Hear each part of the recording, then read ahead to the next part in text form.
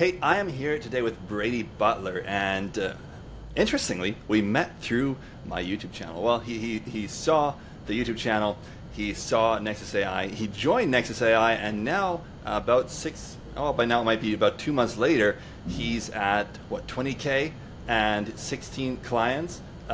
He's been going fast.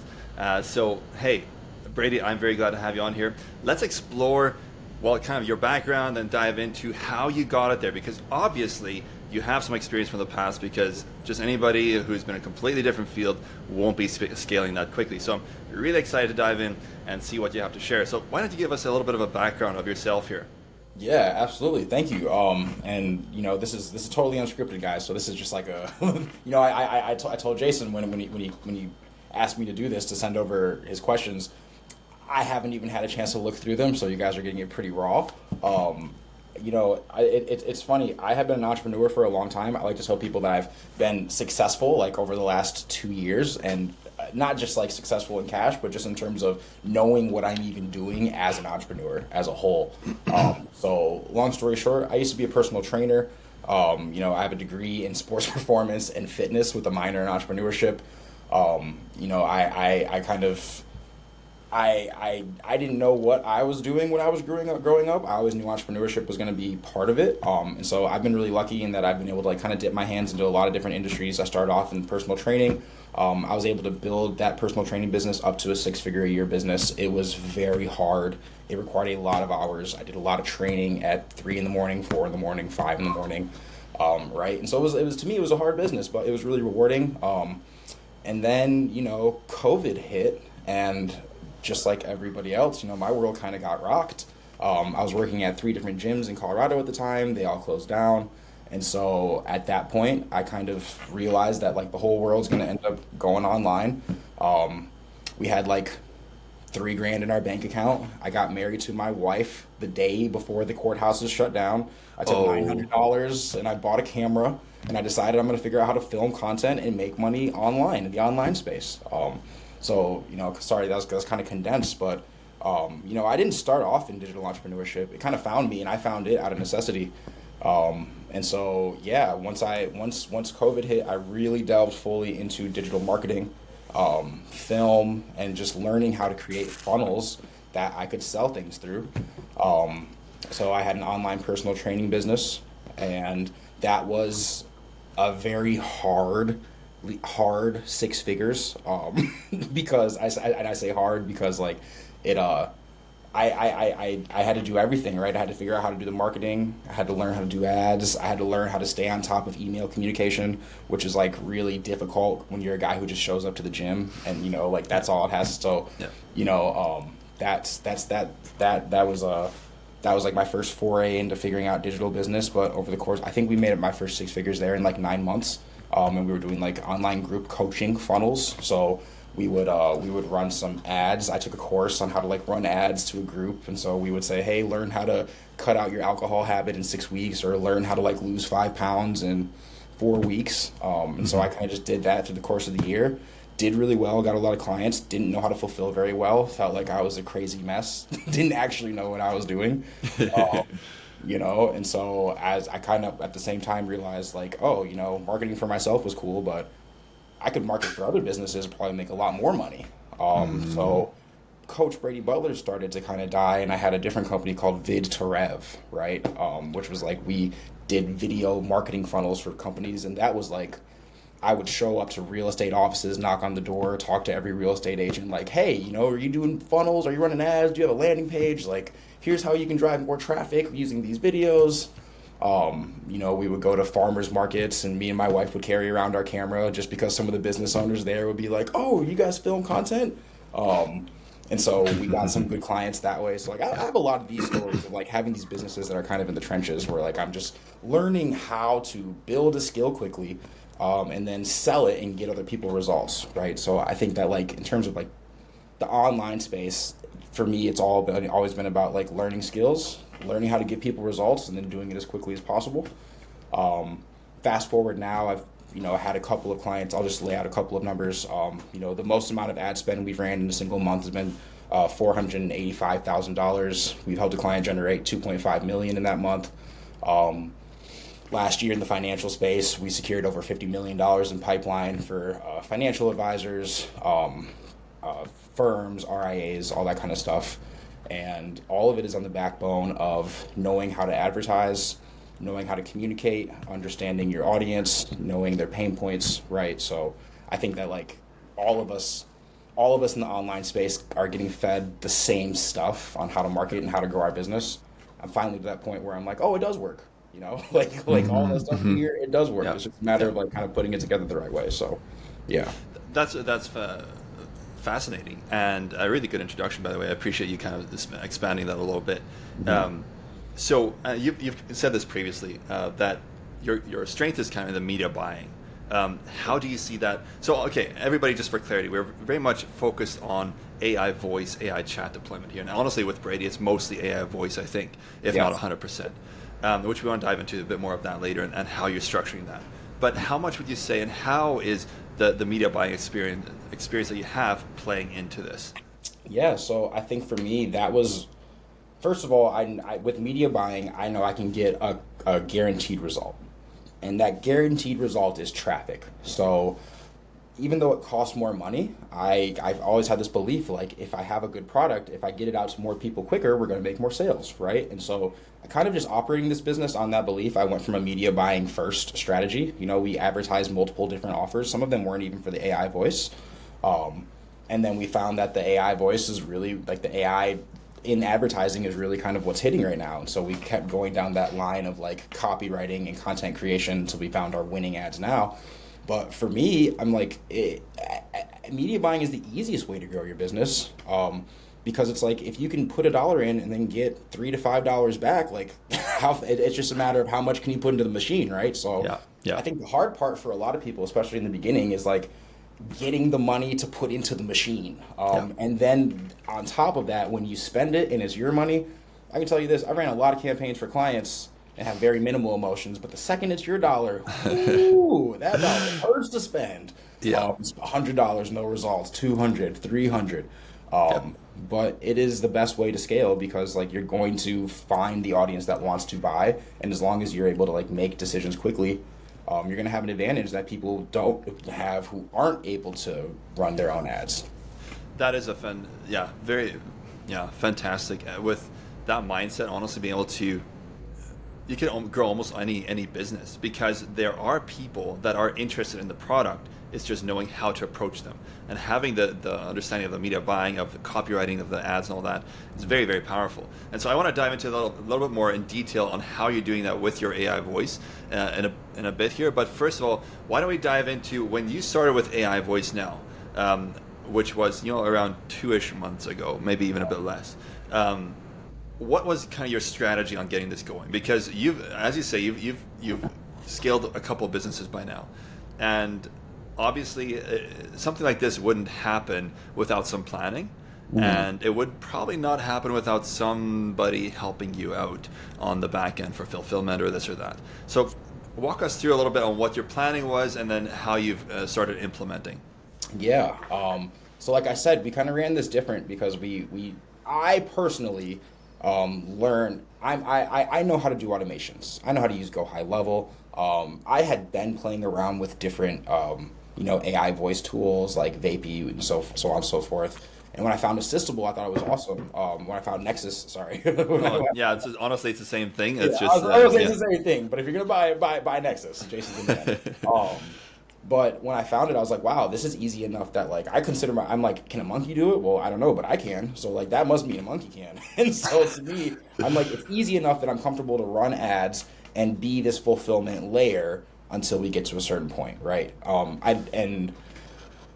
So the only real planning I had was knowing that like the faster I can get myself out of fulfilling, the faster we're going to be able to grow. The faster I can take myself out of the elements of the business that require me to be client facing, the more people I can drive into our onboarding process. But I didn't really know all of that. I want to say it's a lot less, and this might be to my fault, but it's a lot less planning and a lot more reacting at this point. Okay. I have a lot of business structures in my mind kind of on like a given weekly, monthly basis. And I'm really keen on my metrics, which are kind of allowing me to figure out like, can I add another employee? Can I run more ads, whatever it might be? But like honestly, Jason, we just started running these ads and getting the volume of people in that dictated, like I needed to grow around those leads, right? So like I needed to grow a sales team because my calendar was booked. I had 50 meetings a week. And as you start like having conversations, booking second meetings, it was hard for me to put everybody in place. Then I couldn't fulfill. I needed more calendar. So I'm like, all right, I have to bring in a sales guy. The more we started fulfilling, the more I realized I personally don't multitask all that well between like sales and marketing and fulfillment. So I'm like, all right, I need people to help with fulfillment. And so to me, I don't know if that's the right way to grow businesses, but in this particular instance, being like not even 3 months in, I was hands-on in every single part of the process. And so now, as I've stepped back, I have my Miro boards. Now I have my ideal hierarchies. Now I know what needs to be fulfilled, how it needs to be fulfilled, how those client communications need to happen from the time they sign on through the onboarding process, like all the way through like they need to make iterations to the bot, all right, all the way to like making the integrations go live and the call forwarding processes go live. So, I think that for me, it was like I totally knew where I was going to be in a month or two if I did things right. I was like, I'm going to be in way over my head. I'm going to have to have a team, but I'm going to have this abundance of like, because in reality, AI is new for a lot of us. I've sold, I was selling conversational AI over text back in 2023. And so like, it's not my first rodeo with AI, but it was my first rodeo with like prioritizing the sale of voice AI, right? Yeah. I didn't know what fulfillment systems I really needed. I didn't really know how the client communications were going to go. So I had less planning than I think a lot of people would, but I just was willing to like adapt to the data and the environment very quickly. So now I have, 10 employees, part-time, but like 10 different people in positions that are working so that it is like a machine instead of like this thing on my back. And that's such a powerful thing, such an incredibly powerful thing to be able to offload some of that. And we'll dive into that a bit too, as far as like how do you find these people, how do you source them? Because you're not just looking for somebody who's able to set up your assistable or Nexis. You're looking for someone for marketing, for completely other fields, related fields as well, which the most challenging one might be the AI setup. I don't know. But it is. So so considering all that, you've scaled quite quickly here, and obviously that as you say, it started kind of as a reactive processes, and now you're kind of getting things into place. The beautiful thing that might have happened through that is that you have more of an understanding of each piece, as you kind of alluded to. So from there, the iterations with the ads, how are you approaching that? So let's just say you wanted to teach someone just the basic steps to getting an ad that works, that functions, that's gonna bring in leads for AI voice. How would you approach that? I don't know if you guys can see this.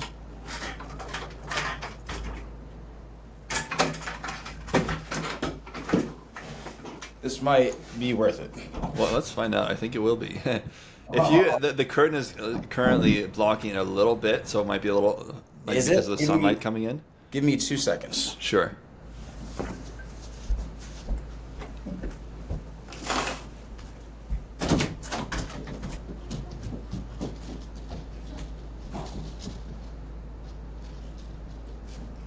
All right. Sorry, I had to go grab markers. Oh, you're fine. You're fine. All right, and cam back on. Okay, here we go. Right. So, you'll be able to see most of it.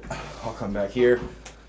So, I think that what a lot of people do when they even think about ads is like they it's almost like what's more important than the button clicking behind advertising and like, oh, do I use Advantage Plus budget or anything like that? Like, to me, the scientific process behind the ads is the most important point, right? So like understanding that like if I have a winning ad, I only know that ad is a winner if I test it against these losers, right? And so to me, like I like to break things down like they're really simple. anybody can win at ads if you can do enough testing fast enough. Okay? And so we have a couple of different components to an ad. There's copy, and there's creative, and there's the headline. Like if you think about like the components of a Facebook ad, right? Oh, this is all backwards, isn't it? No, you're fine. Oh, I'm fine. Okay. If not, we can switch it in post editing. So you have the copy, the creative, and the headline. You need to have control variables, meaning like when I run my ads, I'm going to have the creative and the headline the same on every single ad. So let's say that I'm testing these 4 ads, right? So I have ads 1, 2, 3, and 4. I'm going to have the exact same video and the exact same headline, and then all I'm going to test is the language. And I'm going to run through that at whatever desired budget I want, right? So that could be $50 a day. As you start to scale up and you have actual revenue targets, and you might say, hey, I know I need X amount of appointments per day, then you're going to run that much per day in advertising, right? But like if you're just starting out, like you're going to pick your daily budget, you're going to make about 4 different creative variations, and then you're going to like keep the variables the same, and you're going to test one copy, and you're going to test different copies, and you're going to figure out, hey, depending on how you set up your copy tests, right? So like you might test different demographics and say this one's aimed at lawyers, this one's aimed at doctors, this one's aimed generally, and this one's a joke, right? And I'm going to test these 4, and I'm going to figure out which one of these copies works the best. And then once I figure out which one works the best, if it's number 1, I'm going to X these, and I'm going to start making new tests, and this becomes my new control, right? This is my winning ad. Once this is my winning ad, it's all about testing more ads against that control. This is like the basic scheme of winning with advertisements. It gets a lot more convoluted than this, and you can talk about like bid caps and like there's a lot you can do, and you can test as many pieces of content as you can afford, right? The more variables you test, the more money you need to test it in order to get like a statistically significant result. For example, a lot of people when they're running their own ads, they spend $200 and they're like, man, they're analyzing their results, but it's like, I'm sorry, those results don't matter. Maybe you got this crazy unicorn result and like you happen to get a sale out of your first $200, but like, if you can't spend $3 to $5 grand and eat it, and like even if you don't get anything, if you can get the data to adjust quickly, it's worth it. But like if you're thinking about running campaigns at like a super low budget, it can work for some people. You can run a low budget, but you have to run that low budget for a long period of time because at the end of the day, you still need enough data to be like statistically relevant.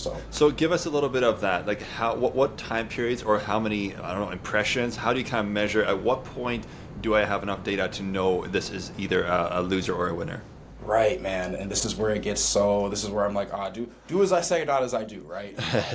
and I'll kind of explain why is that I've heard people say that like you should wait until 2,000 impressions before you ever make a decision. I've heard some people say you wait until 5,000 impressions to make a decision. I've heard people say that like, okay, well, if your desired cost per conversion is X, then you need to spend 5 to 7 times that to validate a new ad test, yada, yada, yada. So all of the people that come up with all of the thoughts on this probably have had great ad results, and they've probably had those great ad results for reasons that they might even be wrong on. Like, to be honest, there's so many different ways to think about like cost and all that. So from a very basic standpoint, when I used to sell advertising services as Butler Media, I think you can still go to butlermediadigital.com.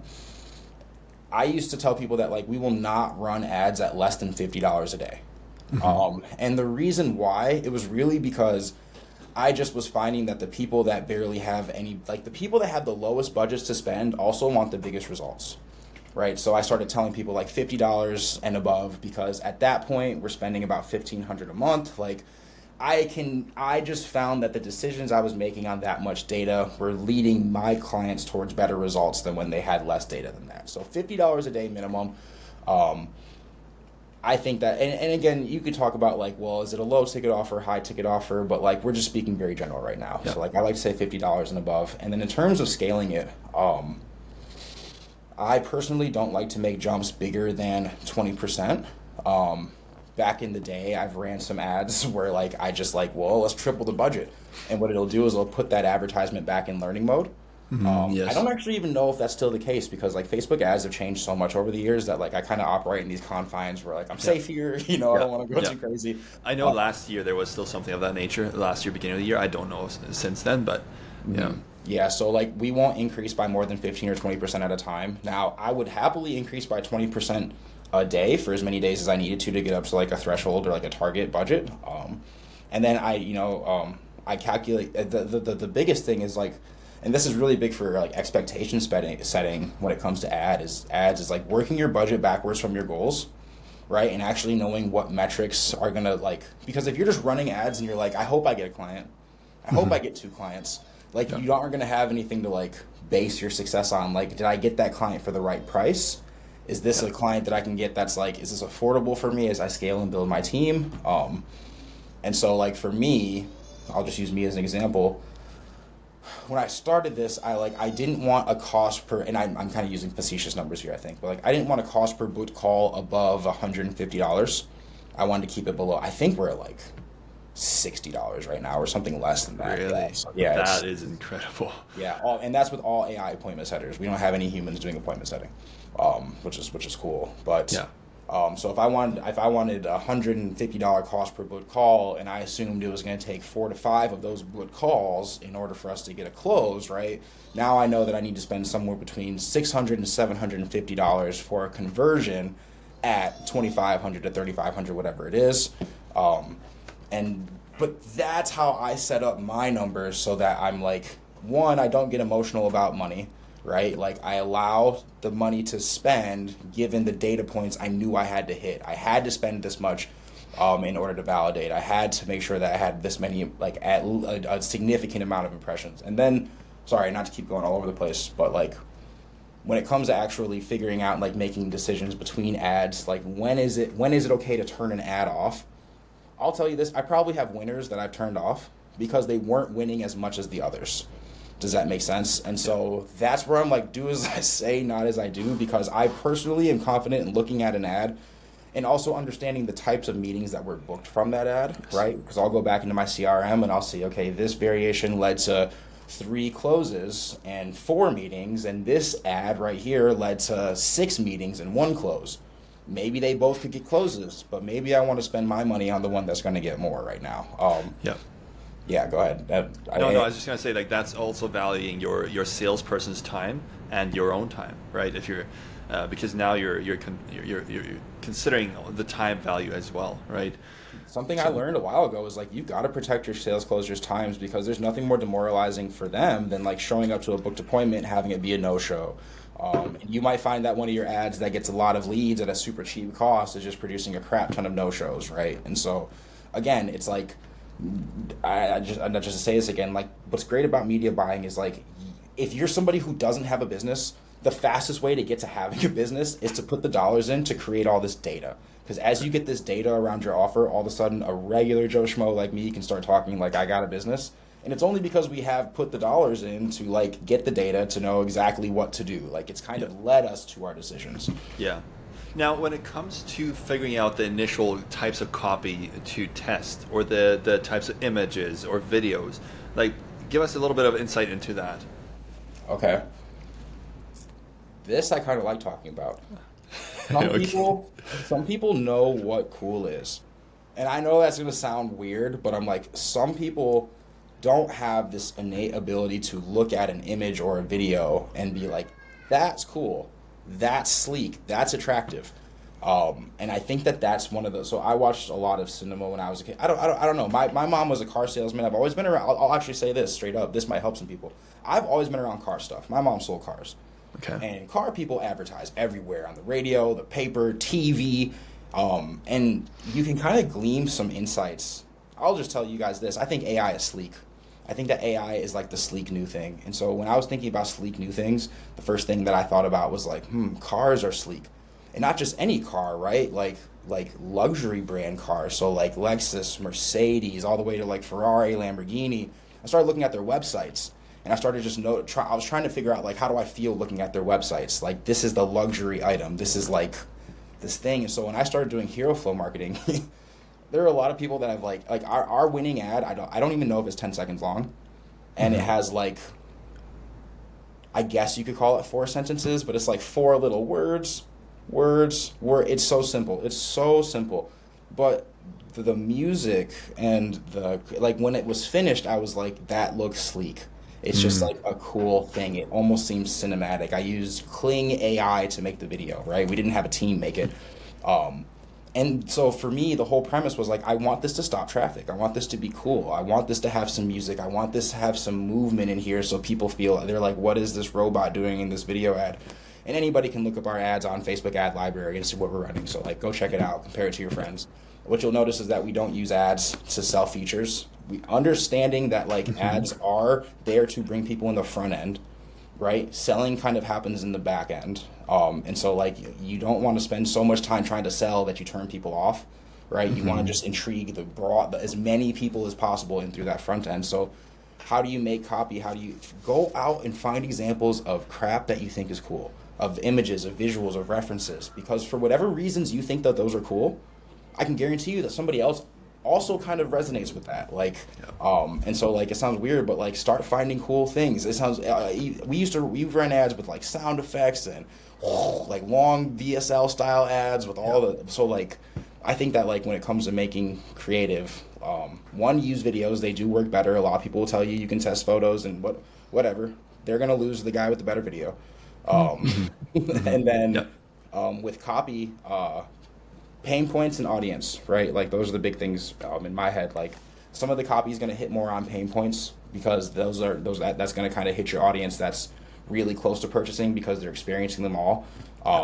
Some people need to be called out based on like their audience specifically. And so like, there's all these different copywriting frameworks out there. Test the ones that resonate the most with you. And then over time, the more you test, your internal gut is going to start to like the stuff that gets better results over time. And so for me, I'm like, well, dude, I've seen a lot of money go into ads. I've seen so much stuff not work that I was like, that ad was perfect. Like that should have been the bee's knees right there. Flop. Oh, emotionally heartbroken, right? Like, gotta tell the client, we didn't quite hit it that much. So we're gonna put up this stupid ad. And then it gets a bunch of results, right? And so, like, I don't know if that gives you any context into like how I think about creative as a whole. I think that's very powerful. And honestly, what you're talking about, the video and kind of having that high quality feel to it, like it's something that, consider your audience again, right? Like it's all about your audience.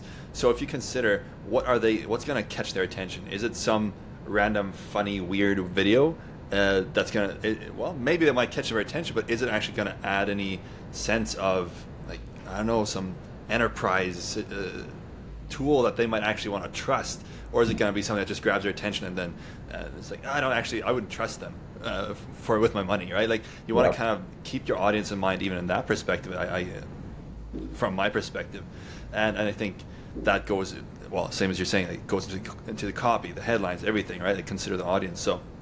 That's good stuff. And I'll give you guys another snippet, especially if you're trying to sell AI. Like, I'll back the story up a little bit. When we first started running this current ad, I actually told my wife, I was like, there's going to be people that don't like this. Because one of the things we say is, like, stop using humans to answer phones. It's not against human employees. I'm not trying to remove the human workforce from the world. I'm just trying to, regardless, I knew people were going to, like, comment and be like, oh, F AI. Like, AI sucks. Like, pro-humans. But I told my wife, before we had a single comment, I was like, this is going to create polarization. Because the people that are the loudest, that are the most anti against this, if we see any negative comments, I'm not going to take away a single one of them. I'm going to leave every one of those comments.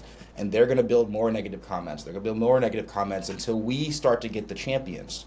And we're going to start to get people who are just against the negative comments. And it's going to start to lead to conversations that are pro our brand and pro our service without us having to say anything. I kid you not, we have like, I don't know, 500, 600, 700 comments on that ad right now. You're kidding. Exactly that has started to happen. And to the point where, like, we started just having a random learn more. Like, we never had a call out to learn more, but at least 100 of those learn mores. And at this point, I'll tell you, there's probably 200 of those comments that we haven't replied to.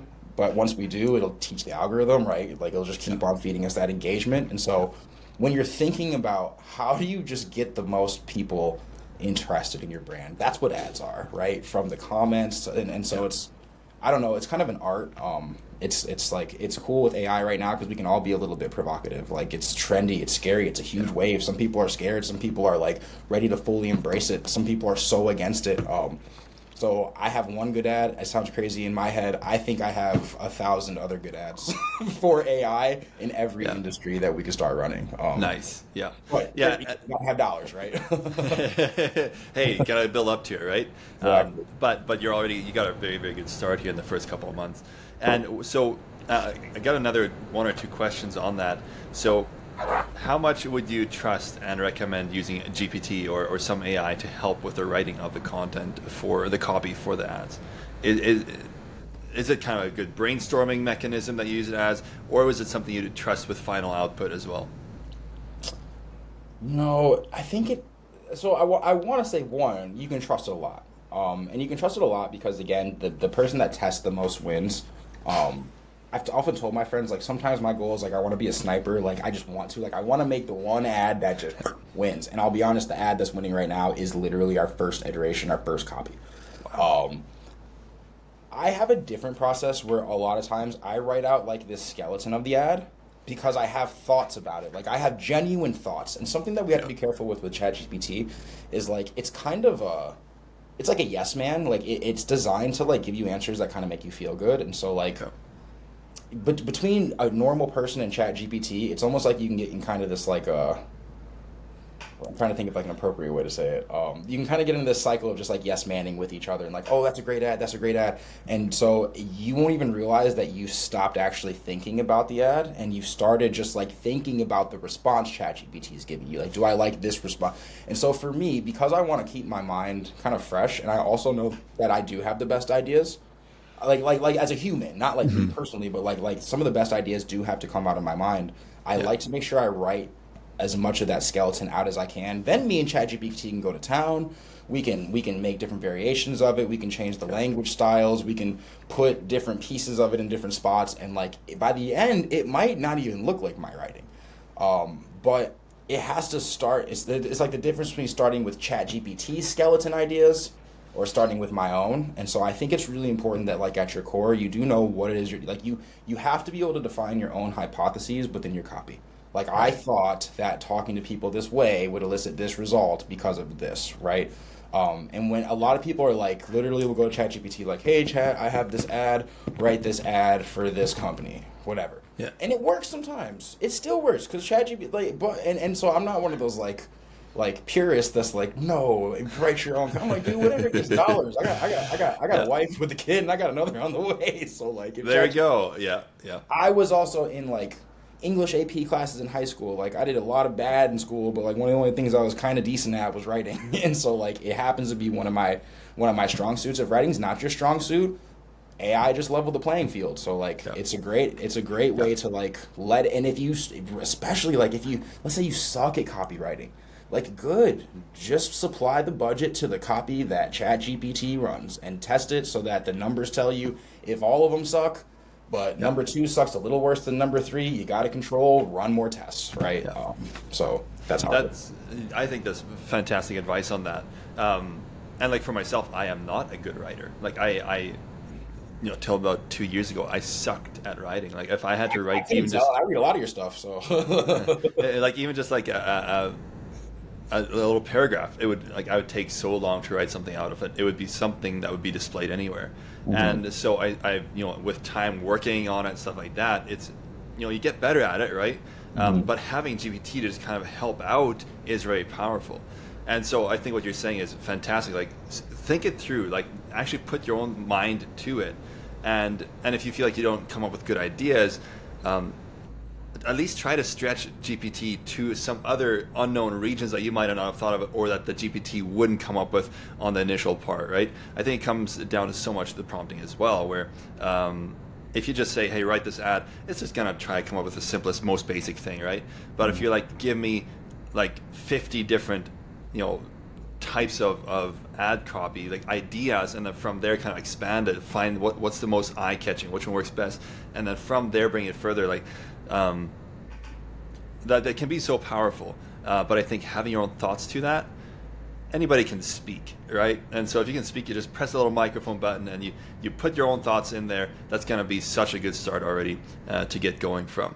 Yeah, because again, just ChatGPT does want to glorify you in the conversation. Like it wants to say stuff like, Jason, that's the exact right way to look at this, and here's why. And it's like, shut up. Like I don't need. And as people using AI, we do all like, don't fall into the trap of AI. Like remember, it is a computer at the end of the day, and like entrepreneurship kind of takes like the people.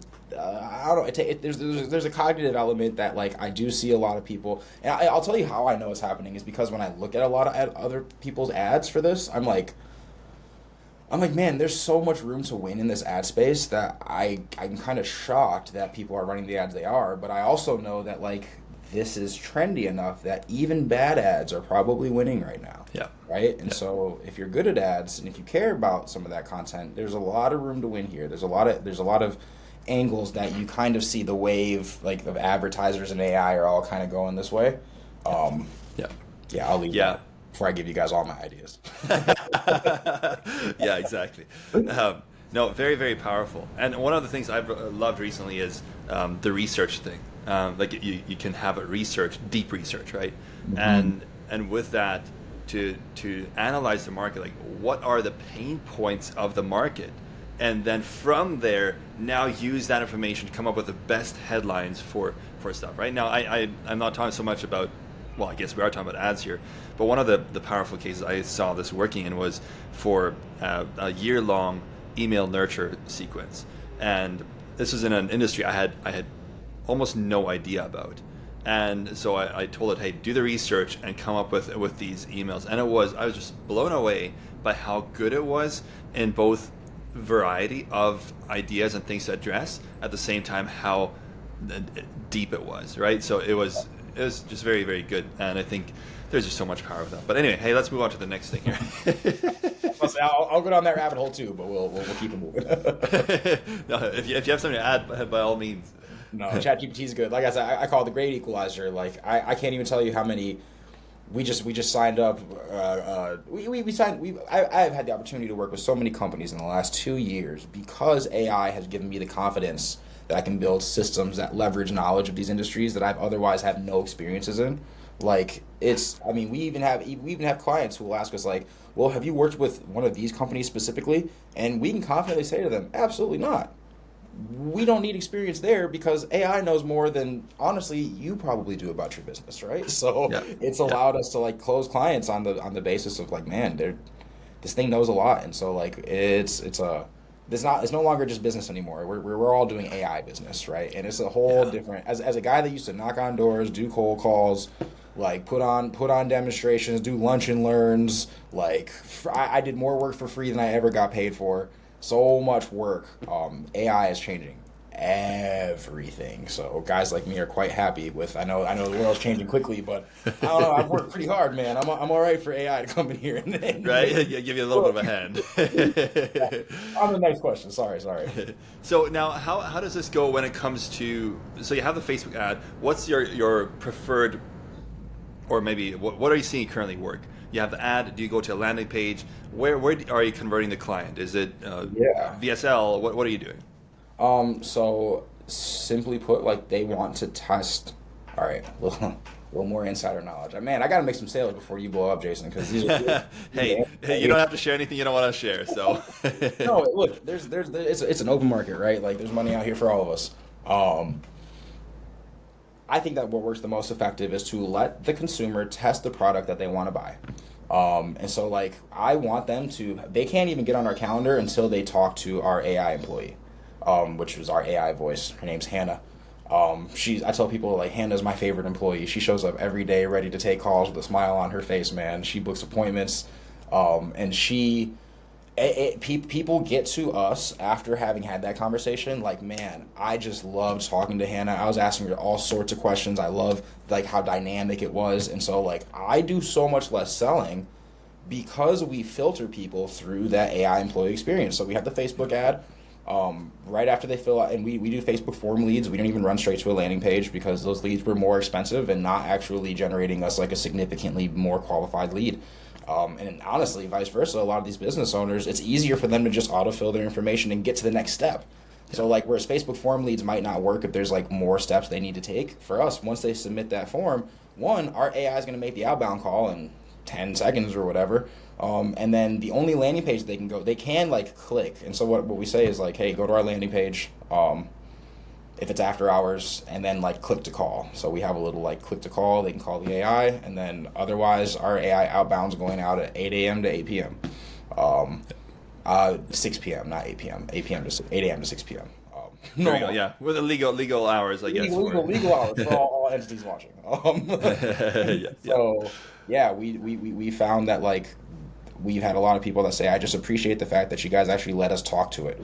I think that's been a deciding factor when I've heard people say like, hey, we tested this one, and I'm like, oh crap, those are bigger guys than us, but I'm glad you brought it, because we were just willing to like, and it was actually kind of hard to make that decision. I had an appointment setter in place, and I remember being like, man, I don't know if we're ready to go full AI appointment setter. I don't know if we really want to commit to this. But my wife was like, aren't you an AI company?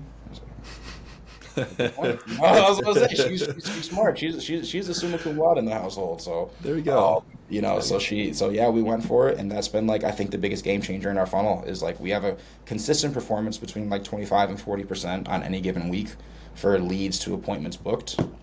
Which from Facebook lead forms, I'd be happy if the human did it. I'm okay. That's pretty impressive. Yeah, no kidding. Very nice, very nice. Now, when it comes to the initial deployments, and I guess maybe we should touch on the services you're providing, and we can kind of go a little bit fast. Let's see here how much time. Oh goodness, we're later than I thought. Oh man, okay. We actually have to onboard a client in 10 minutes. Nope, at 3 p.m. So we're good. Okay, well I maybe I can push my call a little bit here.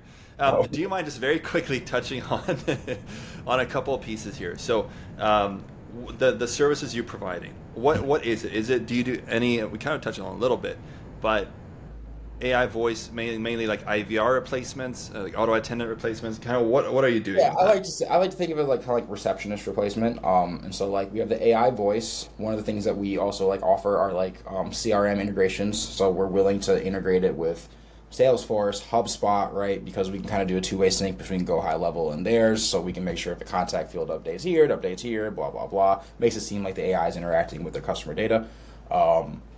And then, but it's AI voice, and there's like kind of a separate crowd between the people who already have a lot of inbound calls versus the people who want outbound because they're running ads. And then we get, honestly, that's the majority of it. Some of them also want us to answer like inbound text messages. Okay. And then we also offer, just as like part, because we want people to have great success, right? If they don't have like a follow-up process or whatever it is, like we offer to do like basic CRM build out, like, hey, we'll put together your pipelines and a follow-up process for these leads that also includes the AI outbound, whatever it is. Right. So basic CRM stuff, and then voice, inbound, outbound, and then text. Nice. That's cool.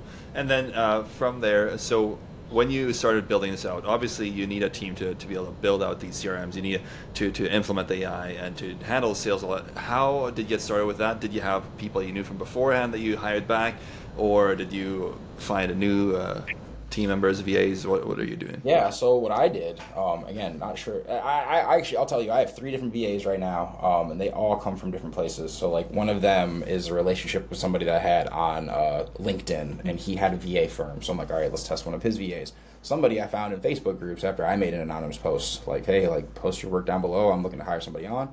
Actually, two of them come from 2 different Facebook groups. So I have 2 people from Facebook groups, one person from like what was like a more established, I guess, VA agency. Sorry, I got my sales guy messaging me right now. Not important. And so that's how, it's very, very difficult to find the right help, especially for AI, like, because you have to figure out, like, you know, there's language barriers in terms of like hiring somebody from overseas that needs to be able to make the AI sound good to an English audience. You know, so it's what I think I was trying to find time. I was trying to figure out how to find the perfect person, and then what I realized is like I'm gonna have to take somebody who's pretty good, and we're just gonna have to train him. And so for me, like the big step in leadership here has been like being okay with the fact that I've got to train some of these people if I want them to do it the right way. Right. Yeah. All right, I'll let you keep going. No, that makes sense, and you're up to 10 people now. So on that front, what's the departments or the roles that they have? So essentially, it's like sales, and then what we call like customer support and onboarding. And then what do I have? I've actually got to go through it in my head, man. This all happens so fast. So Mario, John, there's sales. So we've got three of us in. Technically speaking, four of us.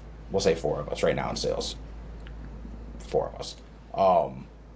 And then I've got Kashif, Kunza, boom. There's 3 AI builders that I use. So as we onboard clients, they will get assigned based on their schedule and like their completion rate. Like whoever has room will get the next one. Yeah. I just hired an onboarding manager who is going to basically replace me because I have to do an onboarding in an hour. And I'm training this individual. They're going to do that front-facing client meeting where they gather the information. And then I also just got an executive assistant because I am terrible at keeping up with email communications back and forth. Yeah. And so like I recognize that having the team is good, but if I falter on any communications, it'll cause a lot of issues. So yeah. I know that's my weakest point, which is why I went for an onboarding manager, why I went for an executive assistant, because if I can handle some of my communication weak points, then I can go and excel in these other areas that I am better at leading in. So now, are these experienced individuals like that that have experience in the onboarding or experience as an executive assistant? Yeah, so I'll give you guys another plug, and I'm pretty sure I'm going to miss out on a sponsored opportunity here because I think I can have an affiliateship, so this one's on the house. There's a company called Sphere Rocket, and Sphere Rockets is, Jason, I'll send you a link in a little bit, and then just make sure that's the link you use below. There we go. All right. And then and what we'll put it down below. They help you recruit from the Philippines.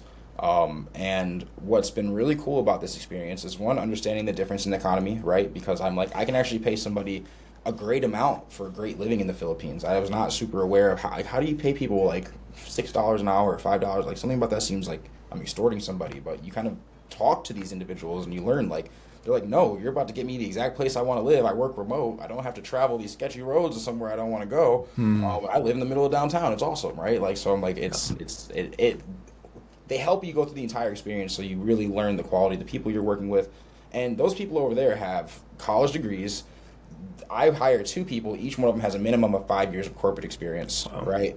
And so what I found is like throughout the years, I've brought people on from Upwork, Fiverr, Facebook groups, and working with this agency has allowed me to go through a process where they do the primary vetting, and by the time somebody gets to me, they already have qualifications related to like a job description that I put together with them. So, wow. Go ahead. That honestly sounds very powerful. It sounds very powerful because that's exactly what I've struggled with at times is, okay, so I have a lot of interest, 25 people, 100 people, whatever, reach out, and it's like, okay, now I need to actually look through all of these and find out, and it's like, why am I wanting to hire? I'm wanting to hire because I don't have the time to do this. It seems silly, and I think that a lot of people are like when you envision what you're hiring for, you think of solving all these problems, but I'm like, no, man, like it's communication. Like our inbox in GHL, we're only closing this many of our leads because like somebody has to go through and manage all the inbox messages from people who haven't booked. Right. So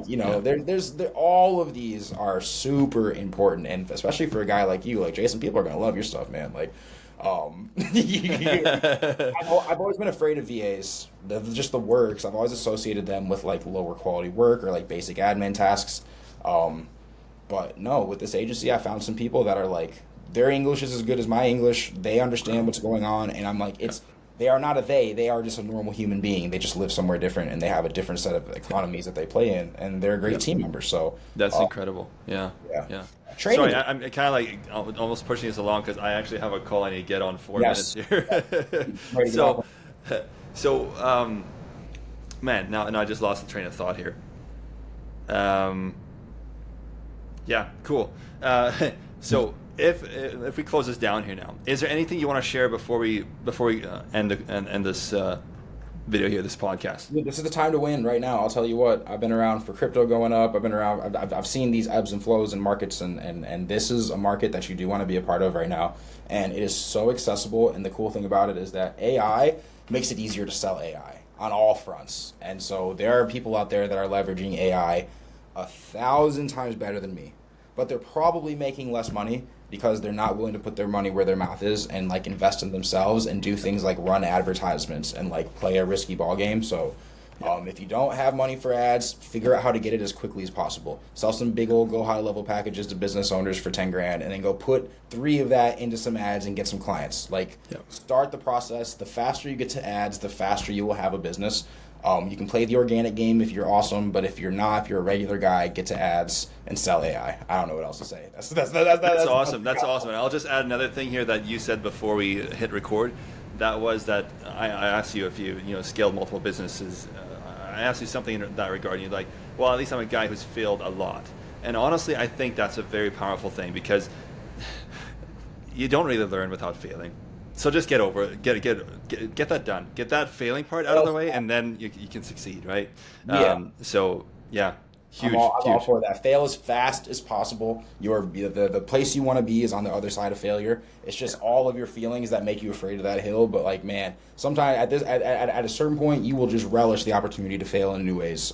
Because like after you fail once, I'm a huge proponent of like I'm happy to fail once because man, I'm going to be 100% better the second time I try. And you stack up that enough times, and like I said, I'm a guy who got expelled from college. I had to write a letter to get back in, and ended up at grad school, and here I am. And like I am definitely not the person that should be figuring any of this stuff out. But where should people go to learn more about you? Go to heroflow.ai, and if you have a business, buy one of our bots. We'll have there we go. Set you up. Love you can it. also go to butlermediadigital.com, or you can find me on Facebook at Brady Butler. I got a page. So Fantastic. awesome, Jason. Hey. You're the man. I appreciate you. Thank you so much for bringing me on. 100%. Thanks for dropping all the value. There's a lot to go through, and I'm sure a lot will find value from that. So thanks a bunch for sharing. Awesome. Thank you so much. You have a great one, man. You too. Hey.